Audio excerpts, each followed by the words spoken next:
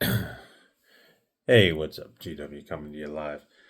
Before we get started on this next review, I'd like to give a shout out to two people who have been very cool, very awesome as of late. Christine Bianco, she's really cool. She's a manager. I think she's a manager. She's a lead of some sort where I work, and she's always been awesome with me. And it's long overdue that I give her a shout out because she is just a wonderful, wonderful person, and she's willing to go out of her way, and she's always willing to talk to you, and she's just a pretty cool all around person. The second person I want to give a shout out to is Amanda Cushing.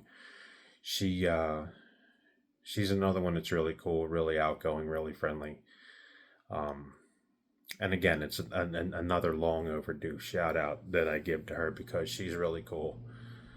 um and just everybody in general, since the federal government has been coming back to work, a lot of the people that know me have been really appreciative of what I do down there, and I am doing double duty because the janitor down there is she'll be back on Tuesday, so I'm making a cameo.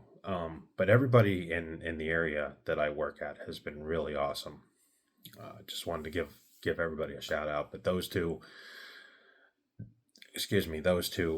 more than ever, because they have really stepped up. They have really made me feel amazingly appreciated, and like I said, long overdue I give these shout outs to. So anyway, I'm still battling a little cold, head cold. My throat's a little cracked. My wife noticed my voice cracked yesterday. And before I get into this review, I just want to say I tried to go to the DMV yesterday, and we got there around, I don't know, like 9:30. You couldn't even get into place, and it was a 5 hour wait. And so we're going to keep checking. But apparently, since the Real ID law passed, everybody and their mother is going to be down there. So we're going to try to hit it again. But if you're trying to go get your license renewed, I would suggest not going on a Saturday, because it was like in those movies, those 80s movies. The line was out the door. It was crazy. Not even a place to sit. And I have never seen it like that. But yeah, so just a tip from me to you: try not to go on a Saturday, or you know you might encounter the same issue. So anyway, I've been up for a while, and I wanted to check out the 2024 Robert Eggers horror flick Nosferatu. So it's on streaming on Peacock for free, so you guys can check it out. And honestly, having never seen any other versions than this, there was a lot more versions than this one. This is the most current. The thing that drew me to it was the fact that everybody kept saying it was one of the most scariest horror films, of 2024. And having knowing nothing about, the legend or the other films, I decided to check it out. And you know what? It's got a all-star cast. It really does. So it stars Bill Skarsgård as Count Orlok. Count Orlok is the main protagonist, main villain, head vampire in this thing. Nicholas Holt plays Thomas Hutter. He's a main character. Lily Rose Depp plays Ellen Hunter. Aaron Taylor Johnson plays Frederick Harding. Emma Corrin plays Anna Harding. William Defoe.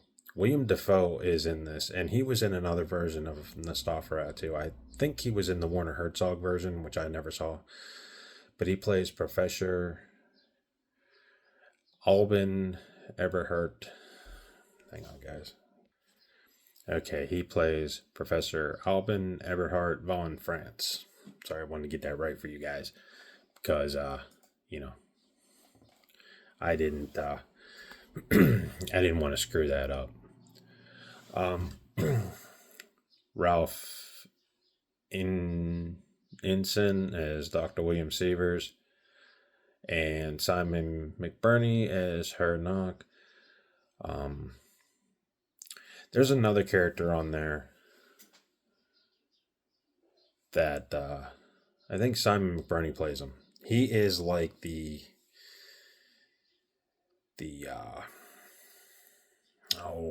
in Dracula, that guy that gets bitten and does everything for him. He plays a character like that.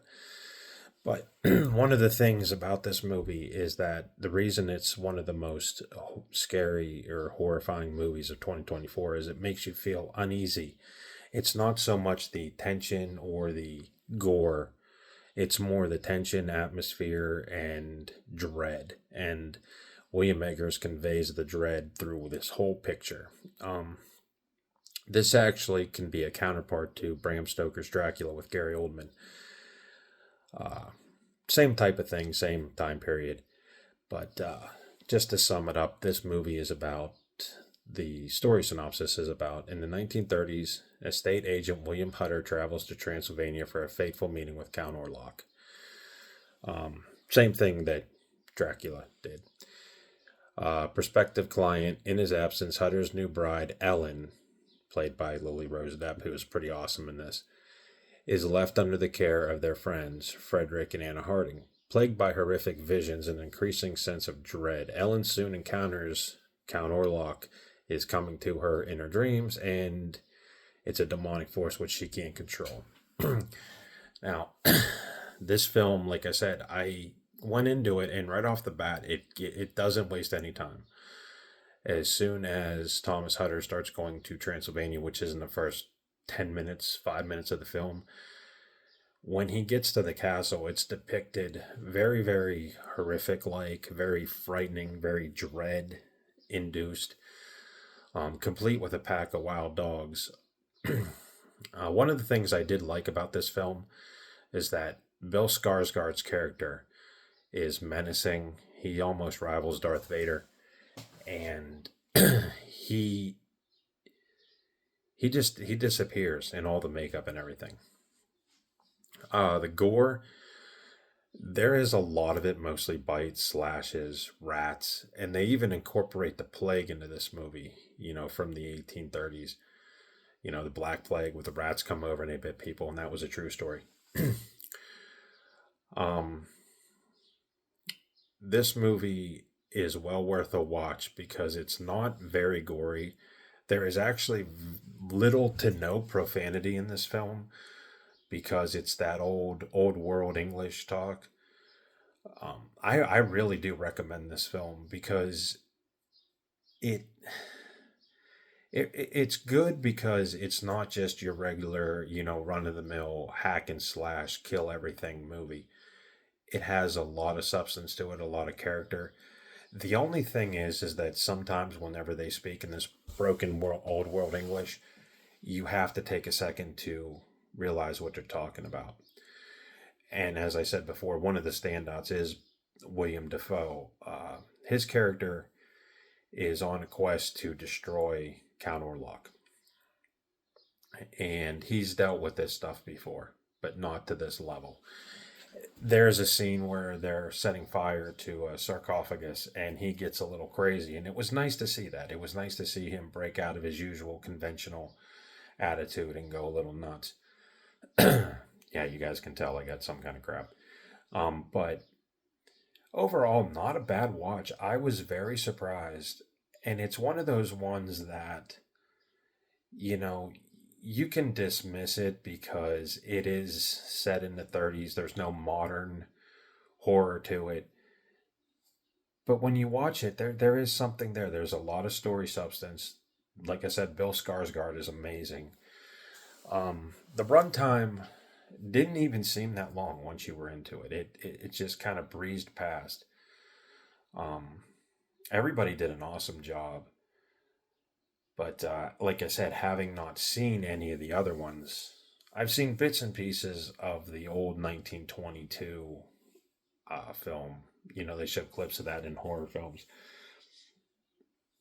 But it was funny, before I did this review, I was reading on it, and apparently when the 1922 version come out, so when this film first come out in 1922, it almost got destroyed, and I'm glad it didn't because we had the remake that I just watched today. Now, this film is primarily set in Germany. That's where you get that old world English from. But apparently, this film was actually almost banned and destroyed because the let's see, Bram Stoker's widow uh, sued over a Dapson copyright violation, and a court ruling ordered all copies of the film to be destroyed. And the cool thing about that was is that some of the prints of Nosferatu survived, and it came to be regarded as an influential masterpiece in horror cinema. So if it wasn't been for those surviving copies, we would not have the very cool horror film I watched just now. Um, and it's kind of interesting because you watch that and you read that and you're like, without this, there'd be no this. And like I said, it was a very very atmospheric horror film that I highly recommend. And it wasn't over the top gory. It was more chilling and dreadful, and it was a very very cool updated adaptation. That was the other thing. Having not seen the original, um, I really don't know what was updated and what wasn't. But this version here, I think if you watch Bram Stoker's Dracula with Gary Oldman and then pair it with this, they're both similar in nature. The Bram Stoker film, I think, though, having more action and blood to it than this did. But this is a very, very. It surprised me quite a lot. It really did. Um, but like I said, the running time was. It didn't seem like it, but I guess if you're not into it or you're looking for a slow burn movie, this will not disappoint. But if you're looking for something where the action and murders are quick, quick, quick, you know, you're going to be disappointed because it's going to drag a little bit and then something's going to happen. It's going to drag a lot. Um, One character that I cannot find, like I said, is the is the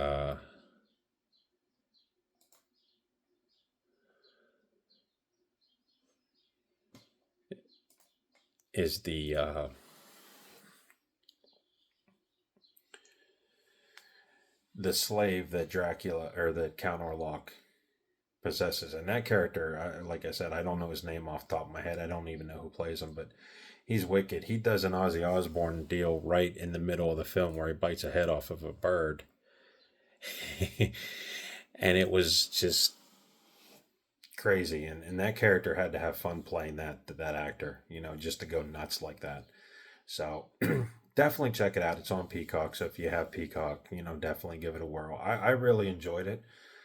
You know, um, would I watch it again? Probably. There is an extended cut, but I didn't watch that one.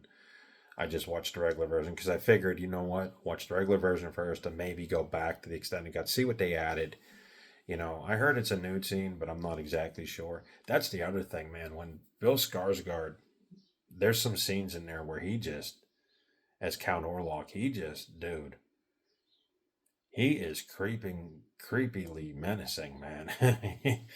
And it's great to see. It's great to see him just go nuts. So definitely check that out. And again, I know I haven't been dropping stuff, but I've been getting over this, working really hard. And like I said, yesterday went to the DMV. Been playing a lot of Assassin's Creed games because the new one came out, Shadows, and it's awesome, guys. Check it out; it rocks. Also, before I quit, I want to give a shout out to my man Charlie, and I hope we can do lunch, brother. But yeah, and it's just been crazy. Weather's getting nice. Everybody wants to get out. Everybody wants to do something. Um, and what sucks is when you get sick. Being sick is bad enough, but you know, when you can't kiss your wife or you can't give her a hug because you don't want to get her sick. I mean, it really sucks, guys, and I think that's the worst thing. And then you think like maybe she thinks that you don't appreciate her no more, but you're sick. You don't want to get her, and so you're caught in the middle. And I've apologized to my wife many times. I'm like, oh, I'm sorry, I'm sick. I wish I could kiss you. I wish I could hold you. And do all that stuff, but you can't because you stuck. And then you're scared like you don't want them thinking that they're not appreciated when they are. Um, and we've had some things happen, personally that I'm finally, coming to grips with. And it's like, one of the things I truly love in this world is my wife. And I know sometimes I don't say I love you enough, or I don't hold her hand because my mind's going 900 miles an hour, and I know she calls me out on it. And it's not her. I mean, without her, there'd be no me, there'd be no YouTube video, there'd be no phone, there'd be no anything, you know. And I don't know. I just wanted to tell her that I appreciate her and I love her. And that's really, I tell her all the time, but I don't know if she really knows. But so, but yeah, check *Nosferatu* out. It's very, very good. Very good cast. Definitely. It's a definitely good atmospheric, dreadful picture, and if that's what they were going for. So you can pre-order your copy of The Monkey on Amazon. Monkey was a movie based on a Stephen King, short story. I read it. I can't wait to see it. I hope it's done well. Uh, Nothing else. And I heard they're remaking Cujo, and I'm like, how are you gonna do that? Of all the movies that have had a remake or a sequel or reimagining, I think Cujo could be left alone. I mean, Dee Wallace and Danny Pintaro did a hell of a good job in that first film. But yeah, they're talking about doing another one for Blumhouse, which I guess now is becoming one of the kings of horror films. My only thought would be the ending. You could change the ending to where, if you guys remember in the Stephen King book, she splintered a baseball bat and stuck it in the dog's eye, puncturing its brain to kill it. In the movie, that necessarily didn't happen. But then again, you go back to, okay, if you're going to change the ending of that film to make it more splattery, then you have to make the attacks more splattery too. You have to make them more gore filled. You have to make the intensity of them trapped in a car, you know, you have to ratchet everything up a notch, is what I'm saying. And then people know the story. They know the dog got bit with rabies and it terrorizes the town. I mean, so are you going to change the origin of that? And it just begs a question to see, what they're going to be doing, with it. And I'm curious. I'm skeptical because Cujo is one of my favorite novels. One thing that they didn't harken back to in the movie was that prior to the dog getting bit, they mentioned a serial killer in the book named Frank Dodd. And King kind of alluded to the fact that the rabid dog was supposed to be Frank Dodd coming back, and getting one final, hurrah, from the grave. They never really alluded to that. They also, in the book, punished the wife and put her in the car for having an affair with her husband. That again was just kind of glossed over. It's just like in Jaws. There was some things they took out of Jaws the novel, and they didn't put it in the movie because they wanted the movie to be a PG. But Ellen Brody wasn't exactly faithful. You know, there was something going there. I read the novel a long time ago. I can't remember exactly what it was, but again, they omitted that. And it'll be interesting to see how they rework that into a movie or if it's going to get made. And I'm just like, well, if it's done right, that was the first Stephen King book I ever read in my life, and if it's done right, then it could be great. But if it's done stupid or with a lot of CGI or there's no story, there's no substance, and it's just dog attack after, because we really haven't had a good dog attack movie in a while. You know, I mean there was a couple of them, but really not nothing great. Um, I think the last good dog attack that we had, the dog attack movie, was called The Pack from 1977. And that was a pretty cool film. It was about a bunch of stray dogs that live on an island that are just attack machines. My man Matt Campbell told me about that.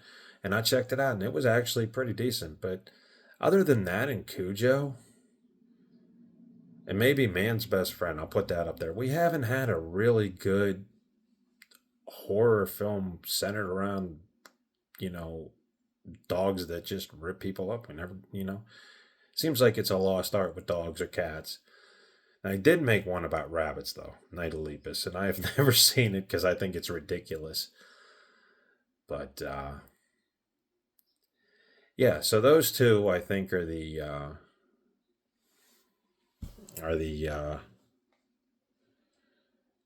they did come out with the breed in 2006, but it's the same thing as the pack, where it's instead of regular dogs, it's genetically altered, highly aggressive canines. Go figure that out.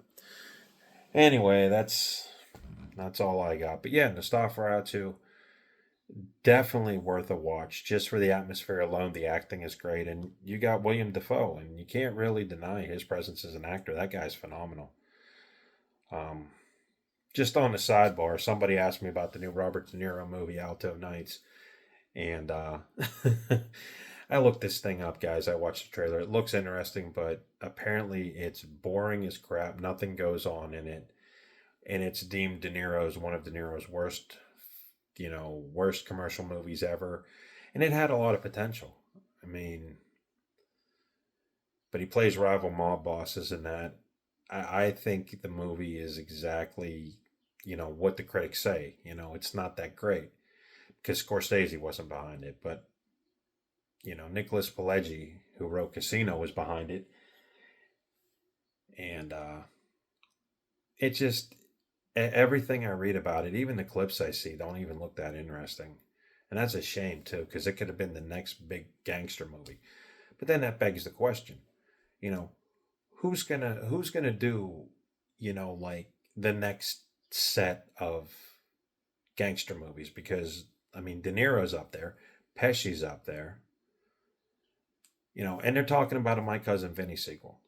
Well, if Pesci's getting up in age, he can't really do some of the roles that defined his career. Neither can De Niro. So who's going to take up the mantle? Ben Affleck and Matt Damon, they can probably put on a good gangster film. You know, Christian Bale can do a good one. But it's just interesting because, a time's coming when those guys can't act. All the actors that we love, man, they can't act. Or they're going to retire, you know. It's crazy. But again, before I exit, I just want to say thank you to everybody. And thank you to Amanda Cushing. Shout out. Thank you to Christine Bianco for being cool. Thank you for my wife.